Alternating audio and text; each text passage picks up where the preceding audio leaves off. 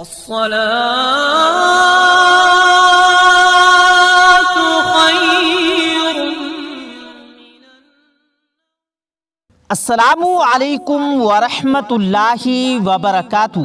پیارے دوستو، آج آپ کی خدمت میں قرآن پاک میں موجود 30ویں پارے میں سورہ کوثر کا ایک بڑا ہی مختصر اور شاندار عمل لے کر حاضر ہوا ہوں۔ پیارے ناظرین، یہ ایک ایسا عمل ہے کہ اگر آپ مالی مشکلات سے واقعی نکلنا چاہتے ہیں تو بس یہ عمل اپنے اوپر سوار کر لیں، پھر دیکھیں کہ آپ کی نسلوں تک اللہ رب العزت خوشحالی عطا فرمائیں گے۔ آج میں آپ لوگوں کے 3 سے 4 منٹ لینا چاہوں گا۔ آج یہ سورہ کوثر کا عمل مجھے دل سے بتانے دیجیے۔ آج میں آپ کو ایک ایسا عمل بتانے جا رہا ہوں کہ آپ یقین کریں کہ گھر میں موجود تمام افراد میں سے اگر کسی ایک افراد نے بھی اس عمل کو کر لیا، گھر میں ایک بندے کے عمل کرنے سے صرف اس بندے کو فائدہ حاصل نہیں ہوگا بلکہ پورے گھر کے ساتھ ساتھ اس کی نسلوں تک اس کا فائدہ جائے گا۔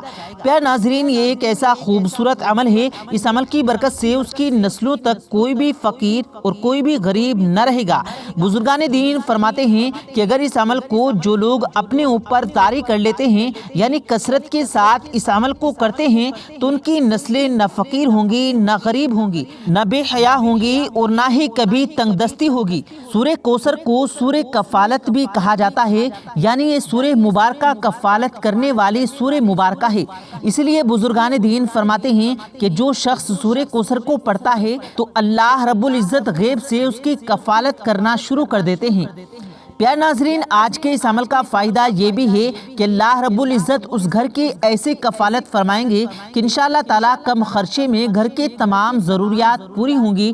بعض اوقات دیکھا گیا ہے کہ گھر میں 10 افراد کھانے والے ہیں اور ایک کمانے والا ہوتا ہے، اور زیادہ تر لوگوں کا یہی گلہ شکوہ ہوتا ہے کہ ان کی ضروریاتی زندگی پوری نہیں ہو پاتی۔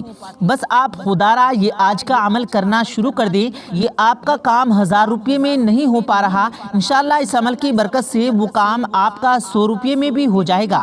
ایسی برکت اللہ رب العزت آپ کے گھر میں عطا فرمائیں گے۔ اس عمل کو آپ نے رات کو سونے سے پہلے کرنا ہے۔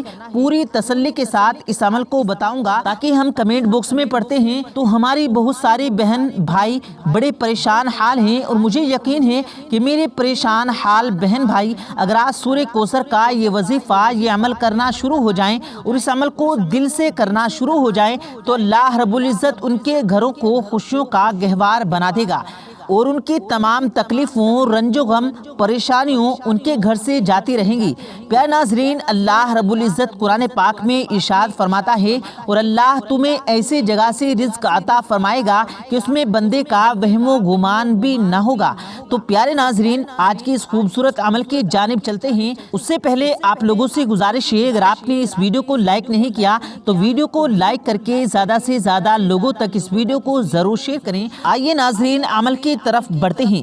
پیارے ناظرین، آج جو عمل آپ کو بتانے جا رہا ہوں، یہ عمل آپ نے رات کو عشاء کی نماز کے بعد بھی کر سکتے ہیں، یا آپ اپنے بستر پر سونے کے لیے جائیں تو اپنے بستر پر لیٹ کر بھی آپ اس عمل کو کر سکتے ہیں۔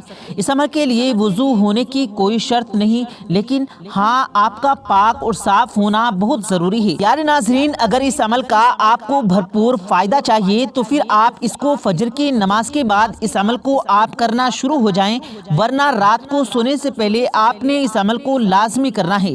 آپ نے سب سے پہلے کیا کرنا ہے؟ عمل کرنے سے پہلے درود پاک پڑھنا ہے۔ اس درود شریف میں درود ابراہیمی کو پڑھنا ہے۔ اب آپ نے اس درود ابراہیمی کو کتنی مرتبہ پڑھنا ہے؟ آپ اسے 1 مرتبہ بھی پڑھ سکتے ہیں، 3 مرتبہ بھی پڑھ سکتے ہیں، 7 یا 11 مرتبہ بھی پڑھ سکتے ہیں۔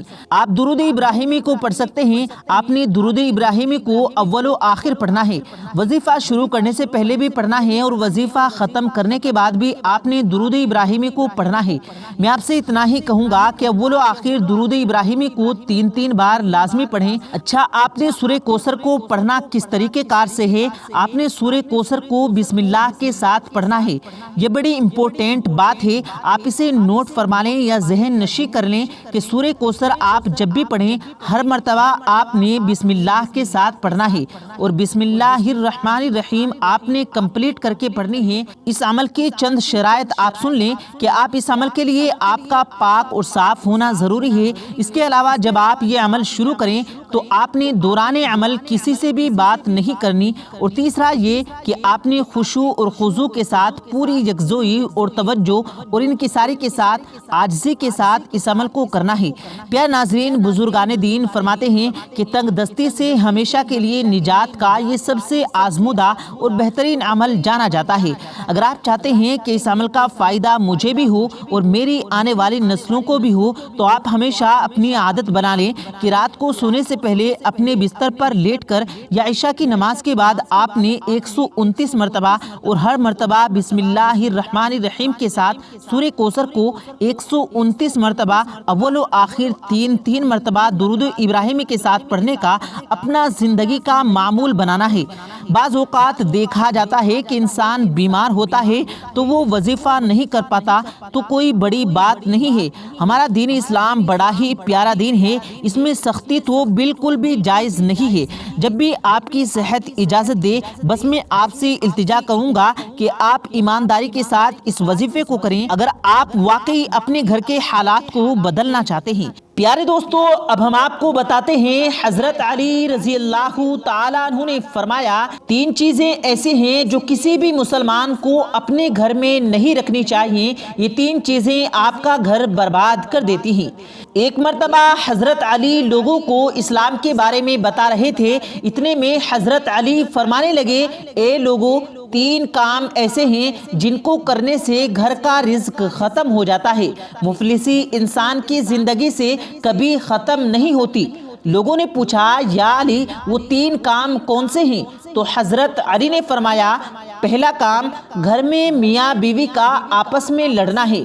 اے لوگو، جس گھر میں میاں بیوی آپس میں لڑتے ہیں تو اللہ پاک کی رحمت اور برکت اس گھر میں داخل نہیں ہوتی اور یوں اس گھر کا رزق ختم ہونے لگتا ہے۔ اور دوسرا کام، جس گھر میں صبح کو دیر تک سونے کا رواج ہو تو یوں رحمت اور برکت کے فرشتے اس گھر میں داخل نہیں ہوتے، اس گھر سے دور رہتے ہیں اور وہ گھر تنگ دستی اور پریشانیوں میں گرفتار ہونے لگتا ہے۔ اور تیسرا کام یہ ہے کہ جس گھر میں لوگ اپنے رشتہ داروں کی عزت نہیں کرتے، ان کے حق ادا نہیں کرتے اور دوسرے لوگوں کی غیبت کرتے ہیں، تو یہ وہ بدترین عمل ہے جس سے اللہ کے وہ فرشتے جو آسمان سے اللہ کا نور، رحمت اور برکت لے کر زمین پر پھرتے رہتے ہیں، وہ اس گھر کی طرف رخ نہیں کرتے اور یوں وہ گھر پریشانیوں میں گرفتار ہو کر برباد ہو جاتا ہے۔